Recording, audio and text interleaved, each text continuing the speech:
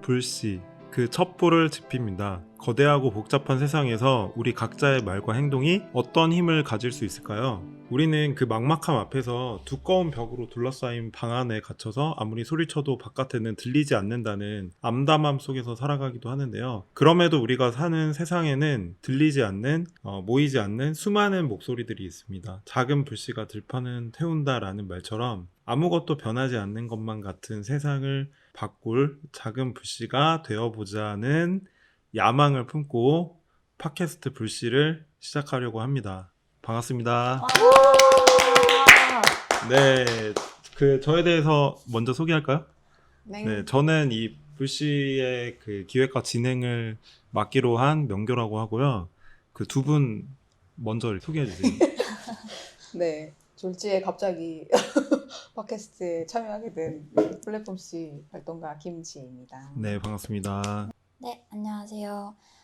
저는 돌고집 포럼에서 활동하고 있고, 그리고 팔레스타인 해방을 위한 항해 TMTG 한국직부에서도 활동하고 있는 나민이라고 합니다. 반갑습니다. 네, 오늘 방송을 이렇게 시작을 하게 됐는데요. 간략하게 다들 소개해 주셨고, 아무래도 첫 방이다 보니까 조금씩 떨리는 기분이 드는 거는 사실인 것 같은데, 이 불씨를, 팟캐스트 이름을 불씨라고 정한 이유를 간략하게 이야기해보면 좋을 것 같아요. 왜냐면은 저희가 이게 사실 녹음 자체로 따지면 처음은 아니거든요. 그쵸? 맞아요. 네. 지금 세 번째예요. 그거 뭐라고 하죠? 앞에 먼저 해보면 파일럿. 파일럿을 2번을 했거든요. 그래서 이게 사실은 세 번째인데 이름을 정해서 정식으로 이제는 시작을 하자 이런 생각을 하게 돼가지고 고심을 하다가 불씨라고 정하게 됐습니다. 왜 불씨죠?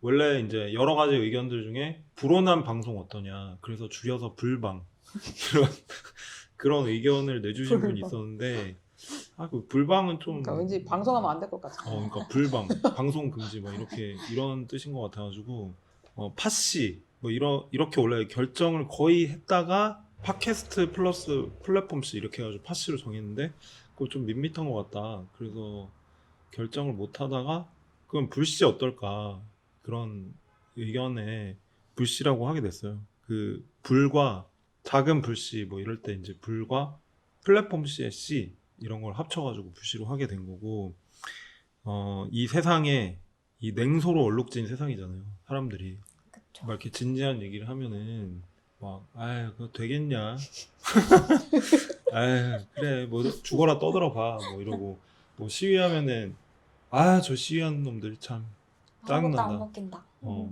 이렇게 궁시렁대기나 하고 불만이나 맨날 얘기하고 막 이런 연기 욕심이 좀 있으신가 봐요. 네? 아니요. 옛날에 연기 수업을 좀 들었어요. 학교 다닐 때. 연기는 잘 못해요. 근데 어쨌든 막 그런 얘기를 많이 하는 세상이잖아요. 근데 이제 그런 세상에 작은 불씨를 하나 던지겠다. 그리고 그게 그런 냉소로 가득한 세상이니까 불씨를 던지면 작은 불씨의 들판, 뭐지? 제목이 뭐였지? 작은 불씨가 들판을 태운다? 작은 불씨가 들판을 태운다. 이 말처럼 이 책인데요. 이 플랫폼에서 낸 책이잖아요. 그렇죠. 네, 그것처럼 절찬 뭔가- 판매 중입니다. 네, 세상을 바꿀 수 있다. 이런 어떤 생각으로 불씨로 정했는데 어떻게 생각하시나요? 좋다고 생각합니다. 변할 것 같지 않은 거대한 체제를 작은 체제요? 움직임들이 바꾼다. 네, 무시무시한. 저도 불씨 좋은 것 같아요. 뭔가 사람들에게 그러니까 뭐 너무 막 다가갈 수 없는 막 너무 거대한 이야기면 부담스러울 수도 있는데, 뭔가 이런 불씨라는 이름이 그냥 평범한 사람도 많이 쓰는 단어기도 하면서 또 우리가 뭔가 이 사회운동 안에서의 좀 불씨가 되어 뭔가를 우리가 좀 같이 해나가보자, 열어가보자 이런 의미를 담은 것 같아서 좋은 네. 것 같습니다. 사회운동 아니라고 얘기하셨지만 이 세상, 사회운동 안에서 말고 세상에서 불씨가 되어보자. 그런 될 수 있다, 불씨가. 그쵸. 네. 그래서 불씨가 좋은 것 같아요, 저도. 들불이라고 안 하고. 들불. 네. 뭐 산불, 들불 뭐 이런 거 있는데 그런 거 아니고 불씨. 네. 들불씨로 해서 불씨라는 이름으로 이제부터 팟캐스트를 매주 수요일 날 올리기로 했고요. 잘 지켜질지 모르겠지만 한번 네. 도전해 보는 걸로. 잘 아까 지켜봅시다. 네. 누군가가 매주 정기적으로 하는 게 중요하다 이런 아, 맞아요, 얘기를 맞아요. 해주셨는데 그게 중요한 것 같아요. 네. 파이팅. 네. 그래서 오늘은 사실 무슨 얘기 할까 고민을 하다가 그 지금 이란 전쟁이 한창이잖아요. 그래서 이란 전쟁 얘기를 안 할 수가 없을 것 같아요. 워낙에 이제 이란에서 뭐 레바논에서 많은 사람들이 죽고 있기도 하고 전쟁이 지속되고 있고 지금 한국 사회에서도 이란 전쟁이 가장 초미의 관심사로 지금 3주 넘게 거의 한 달 동안 이어지고 있다 보니까 이란 전쟁과 왜 전쟁이 일어났는지 무슨 일이 벌어지고 있는지 뭐 등등에 대해서 이야기를 좀 어려운 문제지만 그래도 좀 가볍게 이야기를 해보면 좋을 것 같은데 네 어떻게 얘기해 볼까요? 제가 먼저 한번 그 전황에 대해서 간략하게 브리핑 이야기 해주시나요? 브리핑을 해드릴까요? 네. 네. 사실 엄청 더 길게 거슬러 올라가서 얘기해 볼 수는 있긴 하지만 2월 26일부터 말씀을 드릴게요. 2월 26일에 전쟁이 일어난 건 아니고요. 2월 26일에 이란이랑 미국이 협상을 계속 하다가 그때가 3차 협상이었어요. 3차 협상을 가졌고 그 스위스에서 만나서 오만이 이제 중재해가지고 만나서 이제 협상을 했는데 아무래도 미국이 트럼프가 이란을 결국 침공을 하려고 하는 것 같다. 이런 느낌을 받았는지 이란에서 굉장히 전향적인 협상안을 제시를 했다고 하고요. 그러다 보니까 이제 오만 당시에 이제 이 협상을 중재한 오만 외무장관이 이거 협상 상당한 진전이 있었고 자기 생각했을 때는 될 것 같다. 이런 식으로 언론 인터뷰를 할 정도로 상당한 진전이 있었다고 하고요. 그 진전엔 뭐 이를테면은 이란 이제 제일 쟁점이 이란이 이제 핵 농축을 해가지고 우라늄 농축을 해서 그걸 핵무기를 만들 수 있다. 뭐 이런 식의 그 위험론을 이제 내세우면서 이스라엘이랑 미국이 막 이란을 어떻게 빨리 공격해야 된다, 미사일을 쏴야 된다, 막 이렇게 한 거잖아요. 작년에도 그 트럼프가 미사일을 엄청 6월달에 쐈던 거고 그랬는데 이제 이란이 오바마 시절에도 그 협상하는 과정에서 내놓지 않았던 거의 이제 트럼프 임기 기간 전혀 아무것도 안 하고 폐기하겠다 이런 식으로 이제 안을 내놨었는데 이 안을 미국이 받아들이지 않은 거죠. 그리고는 2월 28일에 전격적으로 미사일을 쏟아부었습니다. 이스라엘이랑 미국이 같이 이제 테헤란을 비롯한 이란 전역에다가 한 3,000개 이상의 목표물을 타격했다고 하고요. 그 과정에서 이 폭격이 이루어진과 거의 동시에 그 이란 동남부에 있는 해안 쪽에 호르무즈 해협 쪽에 있는 미나브라는 도시에 그 샤자레 타이옙의 여자 초등학교래요. 여자 초등학교에다가 미사일 공격을 하면서 이 초등학교에 있던 168명의 어린이들이 사망했습니다. 그게 이제 이 전쟁의 성격을 분명하게 보여주는 것 같고 지금 좀 시간이 지나다 보니까 지금 좀 알려진 거는 이게 옛날에는 이란 군사 무슨 관련한 건물, 혁명 수비대 관련한 건물이었는데 옮긴 지는 한참 됐다고 하고 되게 오래됐다고 하고 근데 이제 미국 쪽 정부에서는 이게 그 혁명 수비대 공간으로 돼 있었다는 거죠. 근데 그러다 보니까 이제 오폭을 한 건데 이 결정을 AI가 했다. 그러니까 AI가 여기 우선 타격 지점들을 알려줘가지고 AI가 이 결정을 했다라는 게 지금까지 알려져 있습니다. 그러고 나서 계속 이후에 전쟁 상황이 이어진 거고 이란은 어쨌든 타격을 많이 입었지만 계속 이거에 대한 보복이다 라고 하면서 미국이나 이스라엘을 때리면 보복 공격을 하고 미국이 이스라엘을 때리면 또 보복 공격하고 이런 방식으로 이제 대응을 했던 거고 좀 특이점은 이란이 초기에 자살 드론으로 계속 공격을 했다고 하고요. 이 자살 드론이 굉장히 제작비가 저렴하다고 합니다. 뭐 적게는 한 1,000만 원, 많게는 한 3,000만 원이라고 알려져 있고 우리 돈으로 이거를 이제 바로 붙어 있는 그 아랍에미리트나 아니면은 사우디아라비아 이런 데 있는 미군 기지 쪽에다가 이거를 이제 발사를 했고 요거를 대응하느라고 요 지역에서 뭐 미군이나 이스라엘이나 아니면은 그 사우디아라비아 같은 나라에 있는 지대공 미사일을 이제 막 엄청 쐈는데 이게 이제 가성비가 미국 쪽에서는 쏟아붓는 돈이 엄청나게 많은데 이제 이란이 이제 그런 식으로 가성비 공격을 한다는 게 여러 화두 중에 하나였고요. 그리고 트럼프 말이 계속 바뀌었는데 처음에는 금방 끝난다. 그러다가 4주 안에 끝난다. 이렇게 말했다가 영원히 할 수 있다. 이렇게 얘기했다가 뭐 6주 얘기하다가 말이 계속 바뀝니다. 맞아. 네. 끊임없이. 네. 그래서 트럼프가 자기도 모르는 이야기를 되게 신빙성 떨어지게 계속 남발하고 있는 게 지금 전쟁의 좀 특징인 것 같고, 그리고 최근에는 호르무즈 해협이 이제 완전히 거의 봉쇄가 되면서 트럼프가 여기에 있던 이란 해군 전력을 모두 파괴했다, 전멸했다 이런 식으로 발표하긴 했지만 이란이 무슨 모기 함대라고 약간 몇 명만 딱 타는 고속정 이런 걸로 그냥 미사일 같은 거, 기뢰 같은 거 이제 하나 장착해가지고 그 바다를 누비면서 이제 타격을 하는 방식으로 대응을 한 거죠. 그러다 보니까 이제 트럼프가 이거에 대해서 좀 방비를 하기가 어려워졌고, 호르무즈 해협을 그 유조선들이 통과하기가 어려워지는 상태?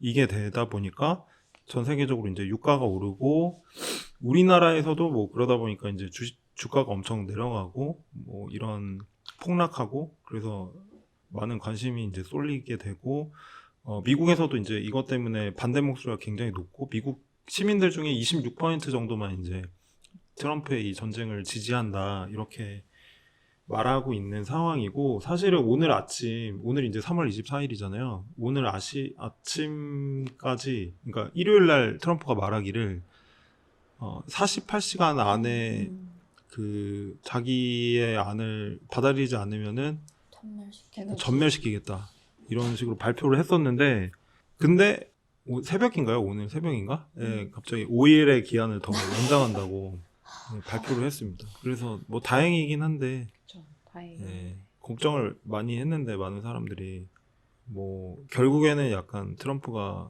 뻥카를 좀 친 게 아니었나, 이렇게 하면 쫄겠지 하고.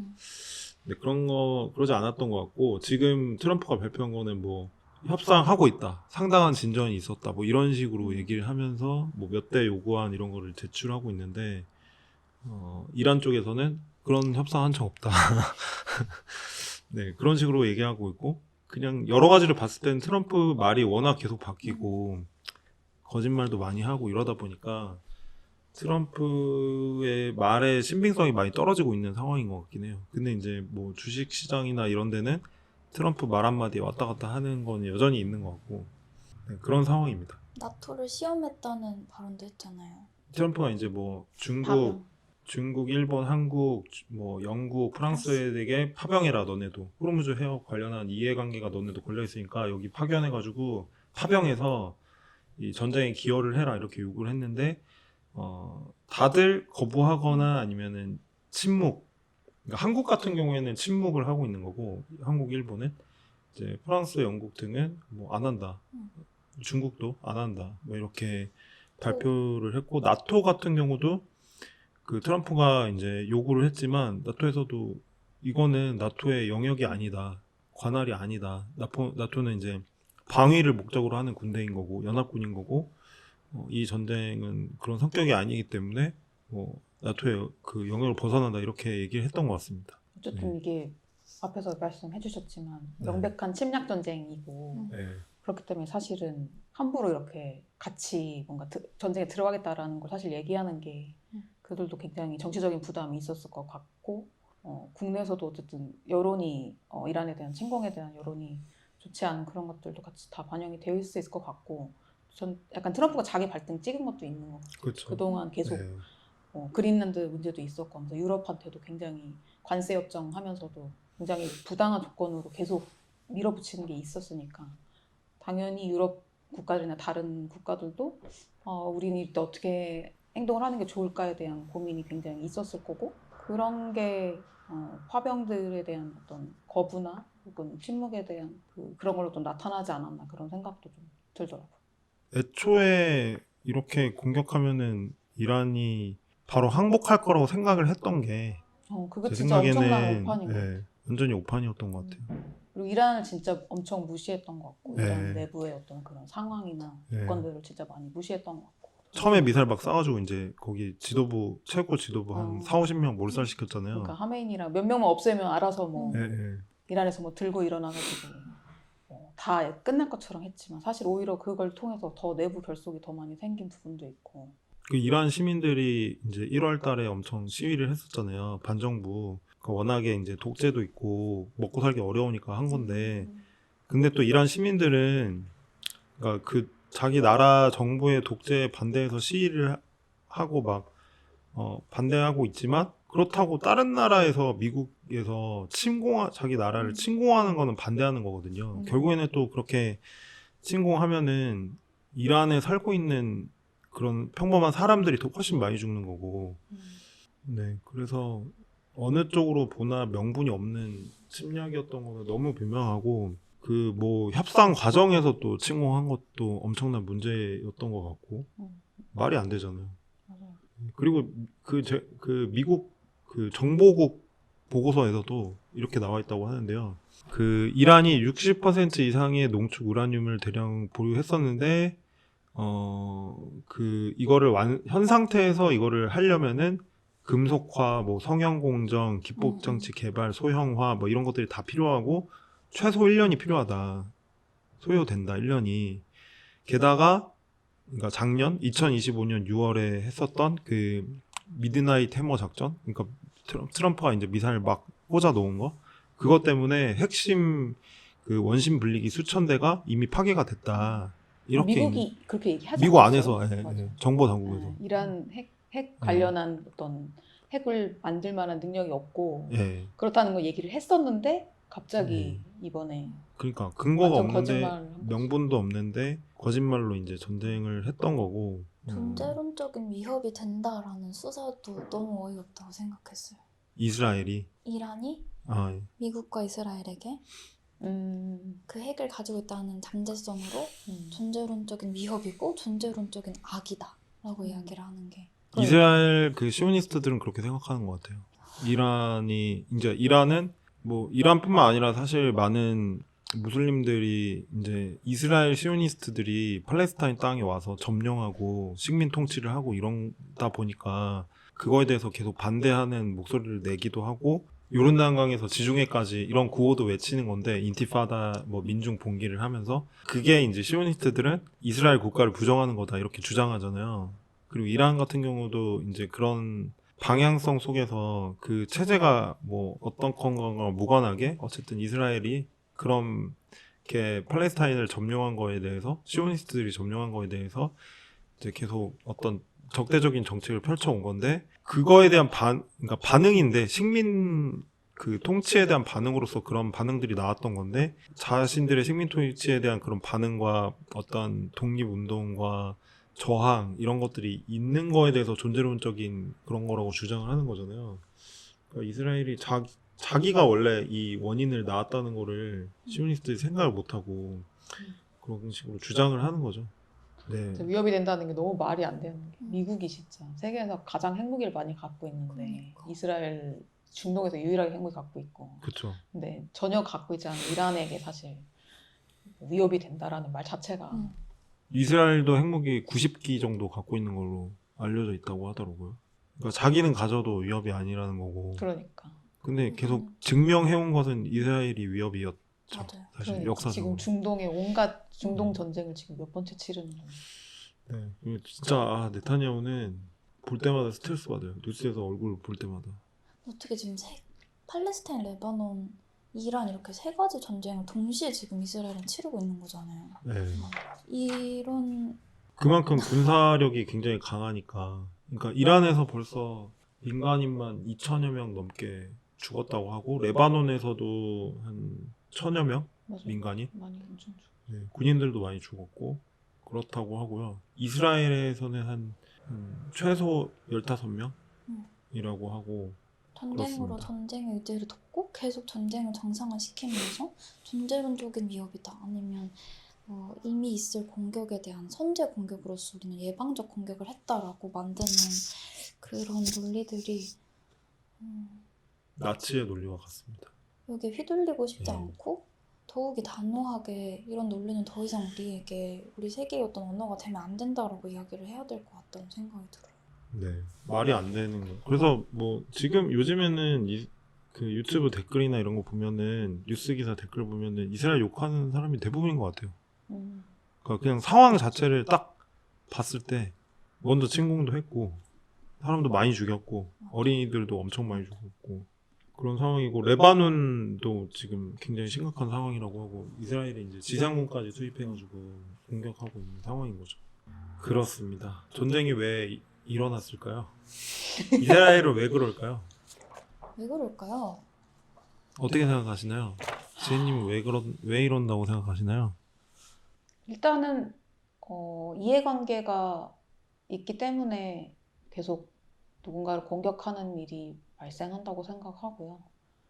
그러니까 이스라엘이 어쨌든 팔레스타인을 점령했을 때도 자신들이 새로운, 그러니까 팔레스타인 지역이 뭐 지금 뭐 가스전도 많고 가스도 많고 석유와 뭐 천연 자원도 엄청 풍부하고 그래서 그런 땅을 차지하고 그들의 물을 차지하고 그런 과정을 통해서 얻을 수 있는 이익들이 사실 굉장히 많았으니까 그래서 중동 지역이 워낙에 또 우리가 현대 생활을 하면서 사실 너무나 필수적인 석유라는 자원을 통제할 수 있는 곳이 바로 또 중동이니까 그런 어떤 지리적인 어떤 이유 이런 것들 때문에 이제 팔레스타인이라는 곳을 식민 지배하려고 했던 거고 그래서 그런 것들이 어떤 국가적인 제국주의적인 그런 정책들과 그리고 그 석유를 통제하려고 하는 그런 석유 자본이나 에너지 기업들의 어떤 또 군수 산업도 그렇고 그들의 어떤 이해관계가 마저 떨어지면서 계속 그런 방식으로 전쟁을 통해서 이익을 얻고 자신의 권력을 계속 유지하고 확장시키려는 그런 것들이 이제 반복되어 왔다라는 생각이 들고 이제 그런 과정에서 사실 뭐 시오니즘 얘기하면서 이제 이스라엘이 종교적인 이유나 혹은 자신들의 극단적인 그런 어떤 민족주의 이런 것들을 굉장히 거기에 또 이념적으로 잘 좀 접목시키면서 그런 것들을 잘 이용해서 좀 덮으려는 그런 것들이 많이 있었던 것 같아요. 그런 인종주의나 민족주의를 이용하면서 그래서 중동이나 아랍 사람들에 대해서 엄청 테러리스트나 뭔가 이들은 뭐 하등하고 문제가 있고 이런 방식으로 계속 프레이밍하면서 그거를 정당화하는 그런 수사를 계속 쓰면서 그런 걸 강화했던 게 아닌가? 네, 그런 생각이 듭니다. 동의합니다. 저는 애초에 시오니즘이 문제인 것 같아요. 애초에 그 시오니즘이라는 게 이제 전 세계 곳곳에 있었던 그 유대인들이 이제 우리가 나라를 세워야 된다. 유럽에서는 더 살아가기가 어렵다. 유대인들이 존중받으면서 살기 어렵다. 그래서 나라를 세워야 된다. 라는 어떤 구상 속에서 그 테오도르 헤르츠라는 사람이 이제 유대 국가라는 책을 쓰고 19세기 말에 그걸 통해서 그게 일종의 운동이 된 거잖아요. 그러면서 이제 팔레스타인 땅에 버젓이 거기 살고 있었던 2000년 동안 살고 있었던 사람들이 있는데 그 사람들을 쫓아내고 하는 프로젝트가 이제 20세기 내내 진행이 된 거고 그 프로젝트 하에서 이제 사람들 낙바 뭐 추방도 하고 죽이기도 하고 뭐 집단 학살도 하고 이런 과정을 거치면서 식민 통치를 계속 확장하고 있는 건데 그 프로젝트의 출발 속에서 이스라엘이라는 나라가 그래서 만들어진 거잖아요. 프로젝트의 결과로. 그 나라 자체가 만들어지면 안 되는 그쵸, 나라였다고 맞아요. 저는 생각해요. 맞아. 존재하면 안 되는 네. 나라. 그런 구상으로는 나라를 만드는 거는 잘못된. 잘못됐죠. 근대 이후에는 그 구상 자체가 당연히 그 식민주의로 이어질 수밖에 없는 구상이었던 거고, 근데 이제 그거를 확고하게 계속 밀어붙이면서 그 과정으로 올라온 거고,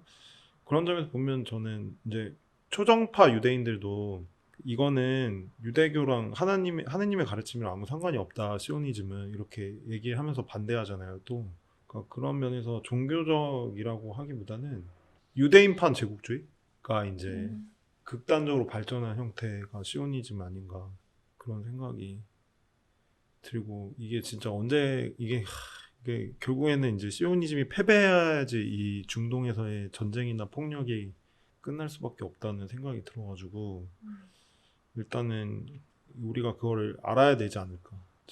뭔가 이해하고 알아야 되지 않을까 그런 생각이 많이 들었습니다. 저 책 하나 추천해도 되나요? 네. 관련해서 네. 뭐죠? 읽고 있는데 사도 바울? 사도 바울이라고 알렌 바디우가 쓴 책인데 제국의 권력, 시대의 소피스트들에게 맞서는 시대의 투사 바울이라는 이제 반철학자로서 바울을 설명을 하는데 제국에 맞서는 보편주의를 윤리를 찾아서라고 적혀 있고 그 바울이 신약에 속해 있는데 이게 추가된 거래요. 그러니까 원래 바울이? 그쵸. 바울이 쓴 네. 서신들이 왜 추가가 되었느냐 그리고 바울이 이야기를 하고 있는 이방인들 역시도 그리스도교로 만드는 것과 유대인인 그리스도인이라는 그 사이 차이에서 바울이 활동하던 시대에 이를테면 뭐 베드로라는 또는 예수랑 같이 사도였었던 사람들이 구축한 유대교의 어떤 율법 그리고 구약의 어떤 약속 안에서만 인정되고 거기서만 형용되는 어떤 예수의 말씀 복음 그리스도교가 있었다면 바울이 계속해서 끊임없이 선교 여행을 하면서 행위하려고 하는 것은 예수의 어떤 죽음 이후 부활이라는 사건 이후로 그런 율법에 의거해서만 유대교가 구성되는 것은 아니고 이 모든 이방인들까지도 율법이라는 거 더 이상 작동할 수 없고 그래서 그것과 다른 어떤 보편성의 복음에 대한 이야기를 하는 그런 책인가요? 네, 논의들이 있는데 네. 그래서 좀 한국 기독교에서도 시오니즘 되게 무비판적으로 이스라엘이 좋아라고 이야기를 하는데 그런 논의 속에서 좀 헷갈릴 때에 같이 읽어보면 좋은 책인 것 같아서 저도 이거 17년 전에 읽었어요. 좀 디테일하게 기억하시네요. 아니 7년 전. 그것만 알아요. 군대에서 읽었어요. 아, 네, 재밌게 읽었던 기억이 납니다. 그래서 여기서 파솔린 이야기도 막 하면서 파졸리니 네 영화 감독. 맞아요. 그래서 꼬민주의에 대한 어떤 논의도 음. 이야기를 하고 네, 책 추천 사도 바울 추천이었어요. 알랭 바디우의 사도 바울이라는 책을 추천해 주는데 방금 그 기독교 시오니즘 얘기하셨잖아요. 네.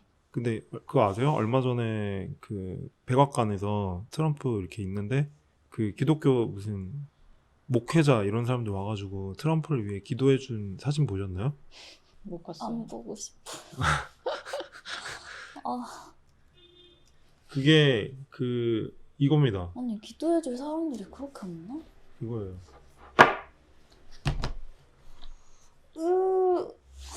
너무 싫어. 이렇게 기도해주는 모습이었는데 이분들이 바로 그 좀 전에 말씀하신 기독교 시오니스트들. 이라고 볼 수 있는 거. 이 사진이다. 정확하게. 요 사진. 이거요. 네. 요거. 다들 근데 이제 전 진짜로 이해를 할 수가 없어요. 이사야서에 보면 아예 그냥 구절로 이방인이든 또는 그 시대에는 할례를 하지 않은 어떤 고자든 누구든지 다 하나님 안에서 평등하다 이런 이야기들이 공동체에서 전혀 배제하지 않는 구절들이 적혀 있음에도 불구하고 이 사람들이 가지고 있는 그 배제성의 논리를 계속 강화하는 성경 읽기가 유통되는 거 자본주의와 제국주의에 의해서 너무너무 오염돼 버린 성서의 급진적인 해석이 필요하지 않나 하는 생각. 그건 생각보다 제가 볼 때는 뿌리가 깊은 것 같아요. 이런 기독교 시오니즘이 저도 이 정도 수준인지 몰랐는데 미국이 점점 이게 심해지고 있대요. 이런 식의 기독교 시오니즘이. 근데 이게 그 신학적인 뿌리가 1830년대에 그 영국의 어떤 신학자가 있었는데 존 넬슨 다비 아시나요? 아니요. 들어본 적 없으시죠? 네. 이 사람이 이제 이 사람 원래 성공의 신부였어요. 어? 근데 이 사람이 주창한 게 세대주의, 한국말로 따지면 세대주의 이런 거였는데 그런 세대주의라고 명명된 어떤 새로운 성경 해석법을 이제 이 사람이 그 창안을 한 건데 그러니까 핵심적인 교리가 유대인이 귀환해야 된다. 이스라엘로 귀환해야 된다. 그리고 1830년대 귀환해야 된다. 그리고 이스라엘 국가의 주권 회복이 필요하다. 그리고 성경에 나온 대로 그리고 예루살렘을 탈환해서 제3 성전을 건립해야 된다. 그러니까 이건 무슨 말이냐면 거기 이슬람 성전이 있는데 되게 오래된 1000몇백 년 된 이슬람 성전 있잖아요. 아라크사. 그거 대신 거기다가 이스라엘. 제3 성전을 건립해야 된다. 그리고 대환난과 아마겟돈의 시기가 이제 도래하고 그러고 나서 예수가 재림하고 그러면은 유대인들이 천년 동안 행복해진다. 아, 대림을 또 유대인들이 하시는 거구나, 다시. 이제 그 이스라엘 국가를 만든 이 유대인들이 회개해가지고 기독교에 귀의해야 된다. 유대교를 버리고 하나님을 예수님을 배반했던 유대교를 버리고 기독교로 개종해야 된다. 이런 식의 논리인데 이게 이제 원래 19세기에 유럽에서 많이 미국으로 이주했잖아요. 18세기, 19세기에. 근데 이제 영국에서 간 많은 사람들이 이제 청교도들이잖아요. 근데 청교도들은 원래 영국에서는 되게 배척받는 어떤 논리를 갖고 있었잖아요. 근데 이제 그러다 보니까 이 사람들이 미국에 가서 막 열심히 선교를 한 거죠. 이 청교도들이.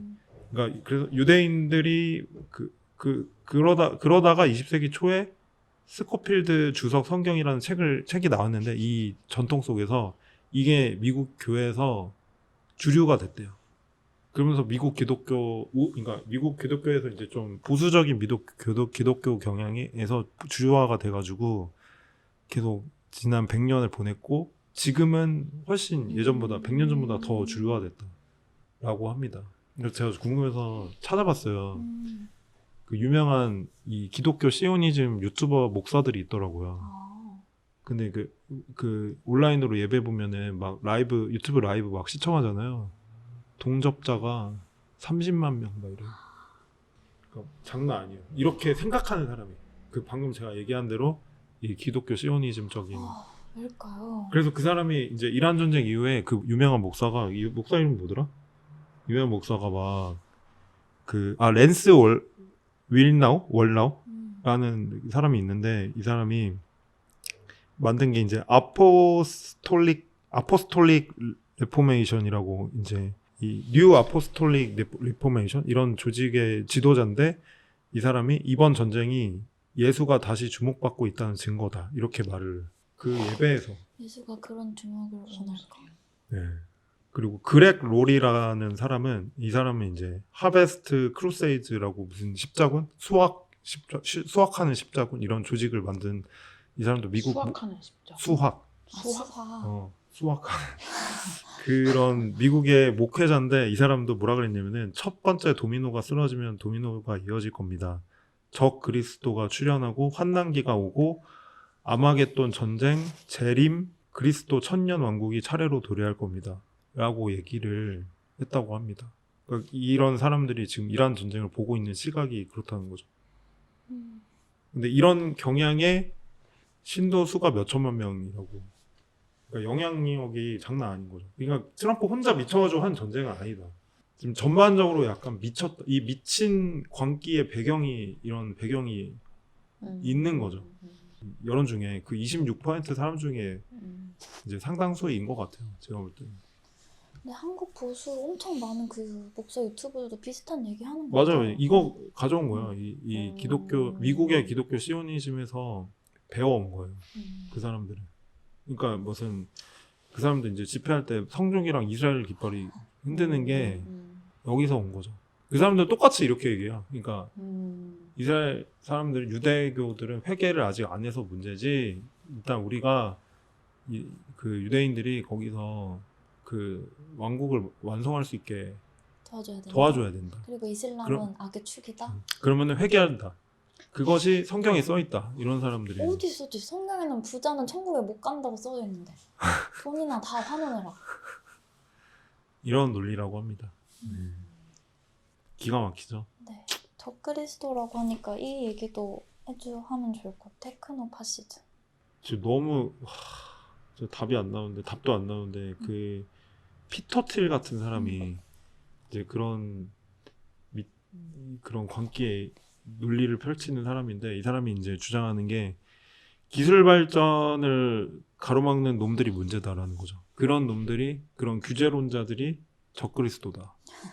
그래서 과학 기술이 정체되면은 자원이 고갈되게 되는 거고 그래서 이걸 분배하기 위한 강력한 중앙 통제 시스템이 등장하게 되는데 그게 적그리스도다. 그러니까 이런 적그리스도를 물리쳐야 된다. 그래서 기후정의 운동과 AI 규제 이런 거를 비난하는 사람이라고 합니다. 그 그리고 PTT 이 사람이 그런 피터트리 거. 그거 팔란티어 창업주잖아요. 그 지금 전쟁 무기로 쓰이고 있는 AI 기술을 개발하는 그런 이런 것도 정치도 배경인 것 같아요. AI로 다 대체돼야 된다는. 네. 근데 우리나라에도 피터트리 존경하는 사람 많아요. 왜요? 이런 걸 강력한 이런 식의 어떤 카리스마적 어떤 AI 빅테크 리더를 신봉하는 거죠. 저기 일론 머스크 좋아하듯이 음. 피터트리과 일론 머스크 이렇게 좋아하는 거죠. 그런 문제가 이런 것들이 배경인 것 같다. 그리고 그 헤그세그라고 지금 전쟁부 장관, 국방부 원래 이 장관이 되게 지독한 기독교 시오니스트 신자라고 합니다. 이 사람이 쓴 책에 그 아메리칸 십자군이라고 그런 책이 있는데 아메리칸 크루세이드라는 책이 있는데 거기 그냥 이렇게 써 있어요.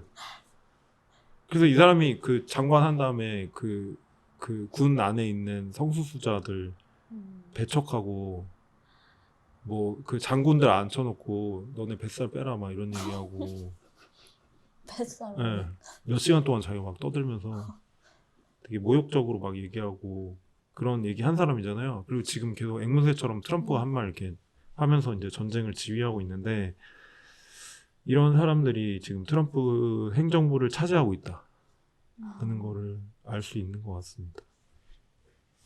그래서 상당히 우왕좌왕하면서 막 하는데 이 미친놈들은 신념에 차 있다는 게 이제 문제인 것 같아요. 그래서 가끔은 트럼프 말을 막 전문가들이 엄청 분석하고 막 이러잖아요. 막 트럼프는 무엇 때문에 이렇게 했을까?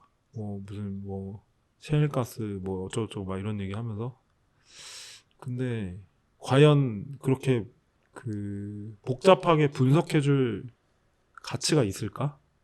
그런 생각. 그런 생각이 많이 드는 요즘인 것 같아요. 근데 그래도 뭐 네. 물론 뭐 저도 트럼프가 하는 그동안의 어떤 네. 행동과 말과 이런 걸 봤을 때 네. 너무 일관성이 없고 네. 정말 이 말했다 저 말했다 하는 게 되게 많다고 생각은 하는데 그래도 뭔가 그 아들들이 이번에 드론 사업 트럼프 아들들이 드론 사업에 참여한다고 하잖아요. 그래서 국방부한테 엄청 보조금 이제 받아가지고 그걸로 되게 이득 취하려고 하고 있고 뭐 사실 트럼프 당선되고 나서 코인 맞아요. 엄청 올랐고 그걸 사실 뭐 트럼프가 어마어마한 돈을 벌었고 그런 거를 또 봤을 때는 이 사람이 어쨌든 사업가고 그런 사업가적 기질이나 이런 것들이 이런 데서 엄청나게 저는 또 발휘됐을 거라서 본인의 어쨌든 이해관계와 이 자본주의 사회에서 권력을 갖고 있는 사람이 이걸 내가 어떻게 이용해서 더 많은 이익을 얻을 수 있을지에 대한 본능적 감이 엄청난 사람이라는 생각이 저는 많이 들긴 하거든요. 맞아요. 사실 그런 게 결합돼 있는 것 같아요. 그런 네. 되게 비이성적인 어떤 그런 신념 플러스 어쨌든 이 사회에서 기반하고 있는 자신의 이해관계에 대한 네. 것들이 좀 막 여러 가지로 상호 결합돼 작용을 하고 있고, 있는 게 아닌가. 예. 그리고 미친 그 아들들이 사적 그러니까 이 사위는 또 막 그 평화위원회 참여해서 팔레스타인 다 자기네들이 다 사람 죽이고 그렇게 막 다 망가뜨려 놓고 거기다가 또 재건해가지고 막 되게 럭셔리한 호텔 만들어서 그걸로 또 돈 벌 사업, 돈 벌 궁리 하고 있고 막 이런 게 진짜 너무 끔찍한 것 같아요. 그냥 하나하나 너무 많아가지고 그렇게 그 아들들이 막 이렇게 이런 정책 국제 관련한 미국의 대응 속에서 그 아들들이 몰래 사적인 이익을 취하고 막 이런 건 사례가 너무 많아서 뭐 베트남에서 한 짓이나 중동에서 한 짓이나 막 이런 게 너무 많아. 베네수엘라 그 석유 그거 관련한 거나 너무 많아가지고 진짜 악의 축이야 진짜 미국. 진짜 기가 막혀서 말도 안 나옵니다. 그거는. 근데 진짜 너무 언론이 그 얼마 전에 파병 여론조사한 것도 여론조사의 그 질문을 보니까 딱 앞에 맥락이 전혀 없고 미국이 침략 전쟁했다는 얘기에 대한 얘기는 아무것도 없고 이란이 지금 호르무즈 해협을 폐쇄하고 지금 이렇게 다 막고 있는데 이거에 대해서 파병을 어떻게 해야 된다고 생각하십니까? 이렇게 사실 물어보고 있으니까 제정신이 아닌 것 같아요. 그러니까 어떻게 물론 그렇게 물어볼 수가 있지? 그렇게 생각하면 그것만 딱 띄워놓고 보면 당연히 앞뒤 맥락을 모르는 사람의 입장에서는 뭔가 문제가 있네. 뭐 경제 빨리 돌아가게 해야 되니까 빨리 어떻게든 해결을 해야겠네. 이렇게 생각할 수 있는 거니까. 그러니까 어제도 무슨 방송 됐는데 무슨 뭐라 해야 되지? 진행자가 막 이렇게 질문하는 거예요. 그래도 이란이 호르무즈 해협까지 다 봉쇄하고 이런 거는 너무 좀 심하지 않나요? 뭐 이런 얘기하는 거예요. 사람이 근데 계속 몇 천 침공 군데가 당했는데 폭격당하고 그러면- 바로 있는데. 옆에 있는 바닷가인데 그럼 거기에 적들의 배가 왔다 갔다 하게 두나? 그러니까 이 사람은 자기 주가만 생각하는 거야. 음. 자기 아니면은 지금 유가 올라가고 이런 거 생각하고. 그러니까 우리나라 외교부 논평도 저는 진짜 잘못됐다고 생각했던 게 3월 2일에 논평이 나갔었거든요. 이 이란 침공 관련해서 그냥 의뢰하듯이 그 심각한 우려를 표한다.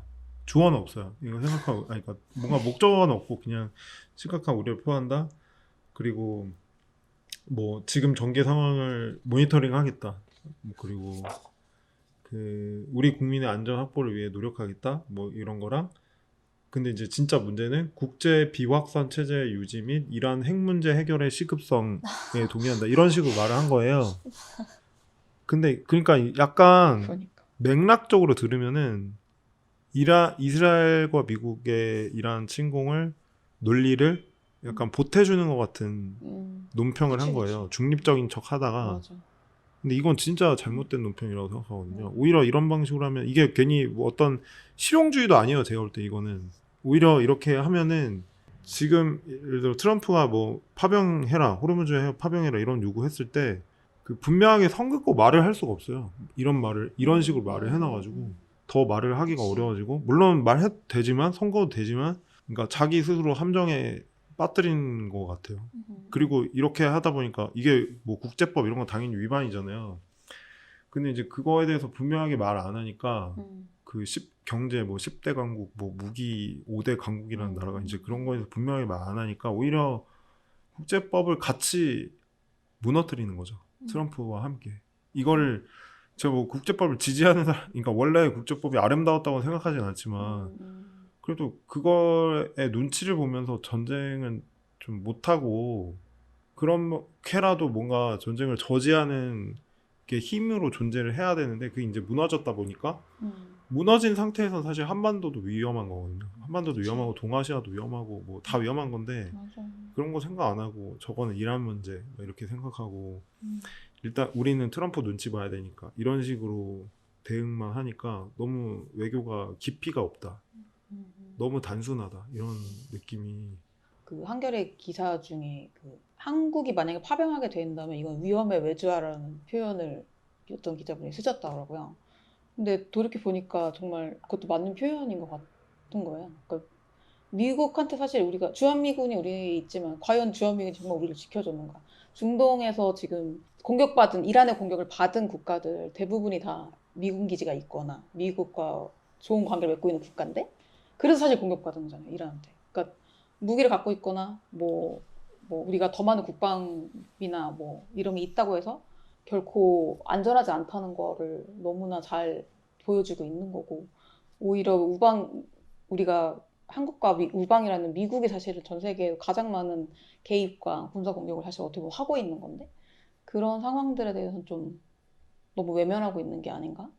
그런 생각이 좀 많이 들었고 오히려 그렇기 때문에 우리도 한반도 내에서도 더 위험해질 수 있는 상황도 있기 때문에 그리고 뭐 우리가 이제 무기를 판매하는 것도 역시 마찬가지고 막 K방산하면서 너무 막 치켜 세우고 막 청궁 한환이 투 막 LI진이 막 뭐 엄청 지금 뭐 막 잘 되는 것처럼 하지만 결국에는 명분 없는 정말 국제법 위반하는 그런 살인을 하는 수많은 그냥 무고한 사람들을 죽이는 데 쓰이는 무기를 팔고 있는 행위인 건데 그런 것들을 너무 어떤 경제적 이익이라는 것을 사실은 그 경제적 이익이 평범한 사람한테 돌아오지도 않고 그냥 그 기업만 배불릴 뿐인 건데 그런 것들을 너무 치켜세우고 있는 것 같아서 그런 데에 대한 비판이 진짜 많이 필요한 것 같아요. 맞아요. 최근에 그런 글도 봤어요.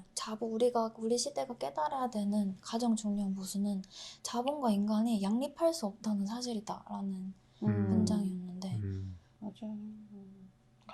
같은 이익을 결코 공유하지 않는다는 거를 우리가 좀 어떤 중동 전문가가 이제 막 한창 이 전쟁의 문제나 이런 거에 대해서 좀 얘기를 하다가 비교적 중동 전문가답게 이란에서 박사학위를 딴 사람답게 약간 막 얘기를 했는데 이제 마지막에 진행자가 뭐 주식 하시냐 그랬더니 자기 주식 한대요. 뭐 어떤 좀 안 좋으시겠네요. 그랬더니 자기는 그래도 방산이랑 반도체 잘 나눠 담아가지고 괜찮다는 거예요. 방산주가 올라가지고. 어떡해. 근데 이게 아. 미국이랑 이스라엘을 폭격을 해가지고 반격을 음. 했는데 보복 공격을 했는데 이거를 천궁2가 잘 막았다는 거 아니에요. 그게 그러니까 그래서 주가가 방산주가 올랐는데 그걸 자기가 잘 나눠 담아가지고 괜찮다고 한다는 게 말도. 미친 소리를 하는구나 이런 생각이. 그러니까. 그게 무기 산업의 딜레마가 분명히 있는데, 그러니까 그렇게 그 아이언돔이나 무슨 천궁2 이런 거 개발하잖아요. 그러면은 당연히 그거를 뚫기 위한 미사일을 또 개발을 하죠. 그러니까.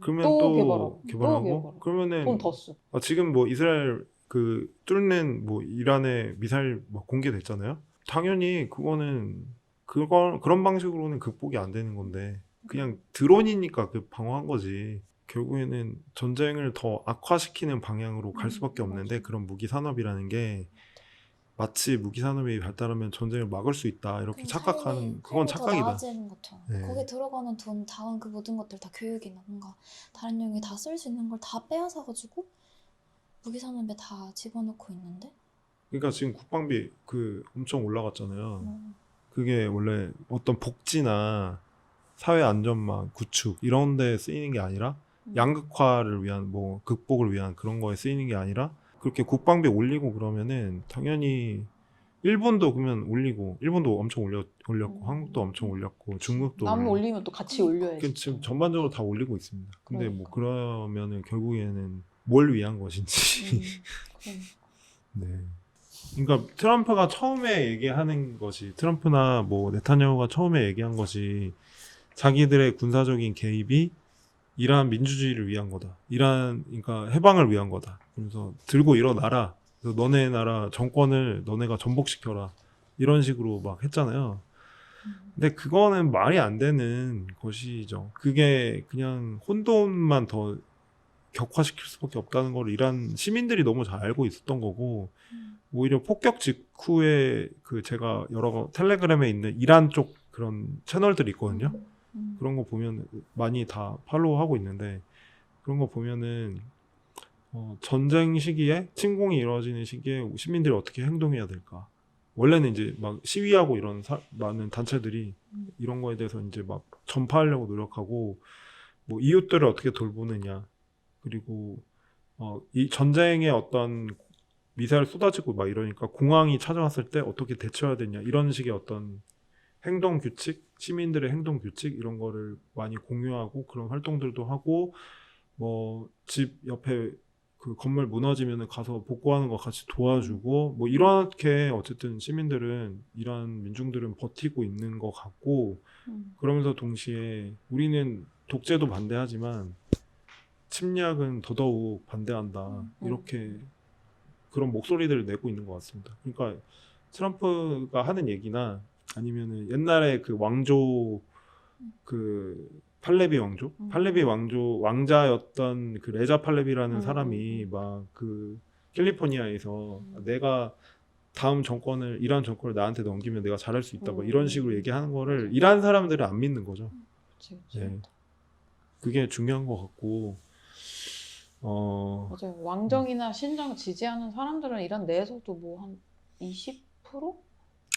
정확하게는 알 수 없어요. 예, 뭐 사실 훨씬 더 많은 사람들이 그 둘 다 반대하는 사람들이 더 많다고 신정 알고 체제를 있고. 지지하는 사람이 한 30%일 것이다라는 게 이제 추정이고 한 내부에는 3분의 2 정도는 또 3분의 1 정도는 그냥 어쨌든 뭐 그 신정이든 어떤 좀 잘 먹고 살았으면 좋겠다 정도의 약간 미온한 약간 관망층 이런 사람들이 또 있다고 하고 신정 체제의 독재에 좀 반대하는 목소리를 갖고 있는 사람들도 한 3분의 1 또 정도 있을 것이다 이렇게 추정을 하는 거고 거기 무슨 여론조사 하는 게 없기 때문에 일단 그렇다고 하고 근데 그 이란 바깥에 있는 이란 그 뭐라 해야 되죠? 디아스포라들 여론이 보니까 갈리더라고요. 그러니까 미국 쪽에 있는, 그러니까 북미, 미국이나 캐나다 쪽에 일한 그 디아스포라 공동체들 전부는 아니지만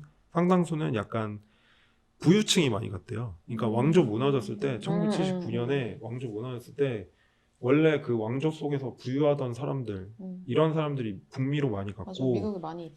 그리고 80년대 중후반 지나면서 그 이란 신정 체제가 막 좌파나 노동운동이나 뭐 세속주의, 뭐 리버럴 이런 사람들 탄압을 좀 하니까 그런 사람들은 유럽으로 많이 갔고, 그래서 유럽 쪽은 오히려 왕정 복고 이런 얘기 하는 사람도 없고, 침략도 반대하고 뭐 신정도 반대하고 한다 뭐 이런 목소리들이 막 대부분인 것 같고, 이게 딱 나뉘는 것 같아요. 근데 이제 우리나라 뉴스에는 팔레비랑 그 미국에 있는 그 소수 왕정 복고론자들, 왕당파들 이런 사람들 목소리가 많이 그 워낙에 이제 서구 미디어에서 그런 게 많이 나오다 보니까 그걸 그대로 그냥 받아서 보도하는 경우가 있었는데, 이란의 평범한 사람들의 목소리는 그런 것이 아니었다. 평범한 사람들의 목소리에 오히려 연대를 하기 위한 여러 노력을 하는 게 저는 중요한 것 같습니다. 한국 안에도 이렇게 갈리는 것 같고, 그래서 우리가 잘 찾아서 열심히 좀 그런 목소리들과 연대하는 게 필요하다는 생각이 들고요. 그런 문제들이 있는 것 같고요. 그거를 좀 넘어서려면은 결국에는 어떻게 해야 될까요?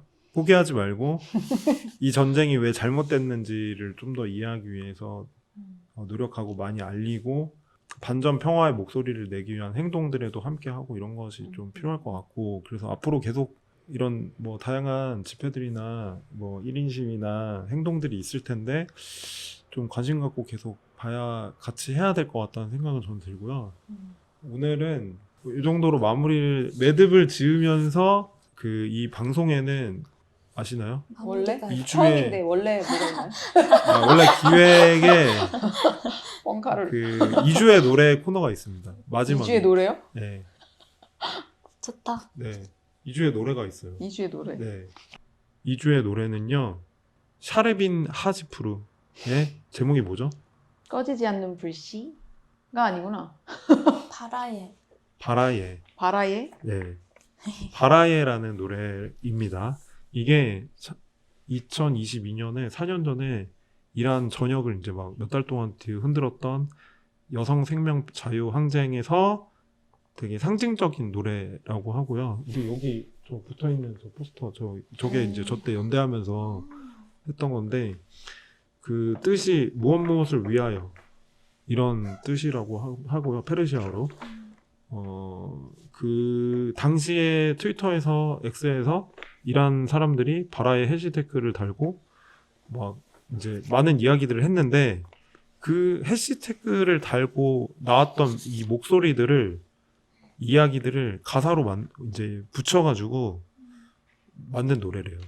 너무 좋네요. 가사가 진짜 조회수가 좋네요. 이제 4천만 회 이상일 우와. 정도로 되게 그렇고, 근데 가수분은 이제 체포가 됐지만 노래는 되게 전 세계로 퍼져 나갔고, 가사를 그래도 읽어봐야겠죠?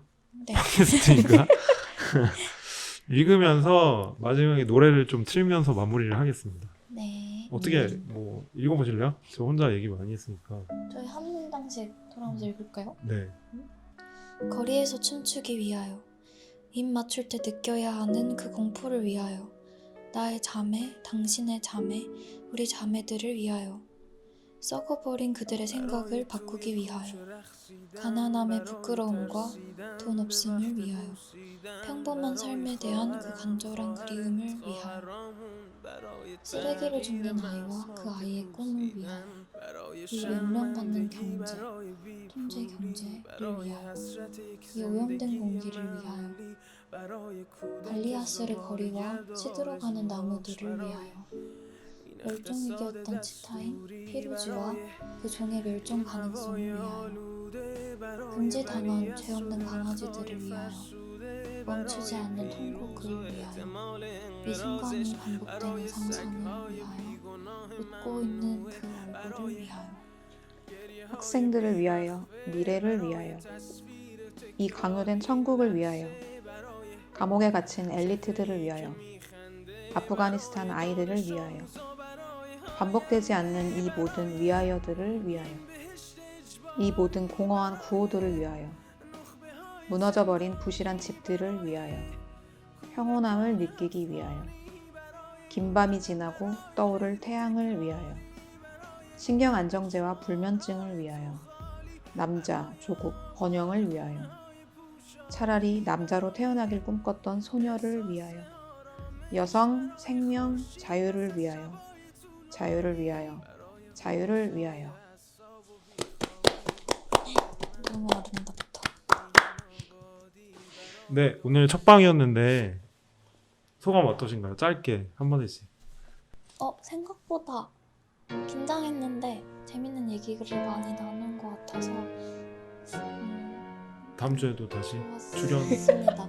근데 또 플랫폼에 많은 사람들이 있다 보니까 다양한 얼굴들이 소개되는 것이 좋지 않냐 하는 마음에 한번 조만간 또 출연할 수 있으면 좋을 것 같습니다. 네, 저도 의미 있는 이야기 나눠서 되게 뿌듯한 시간이었고요. 네. 그러나 저는 사실 파워 J이기 때문에 이렇게 계획되지 않은 어떤 계획되지 않은 거. 그런 굉장히 힘들어하지만 네. 저는 파워 P입니다. 그러니까요. 파워 P와 파워 J가 같이 이렇게 하고 있다니 참 죄송합니다. 항상. 대단한 항상 제가 말씀을 못 드리지만 항상 미안한 마음을 갖고 있어요. 그거 알아주세요. 그래도 재밌었어요. 네, 감사합니다. 다음 주 저도 다양한 사람들이 많이 나왔으면 좋겠어요. 구독, 좋아요, 알람 설정 해주시고 맞나? 맞아, 유튜브에서는 그렇고 또 맞아. 팟캐스트에서도 팟빵에서도 구독, 좋아요 눌러주시고 댓글도 남겨주시고요. 네, 다음 주 수요일에 또 뵙겠습니다. 와. 와. 웃기다. 아이고.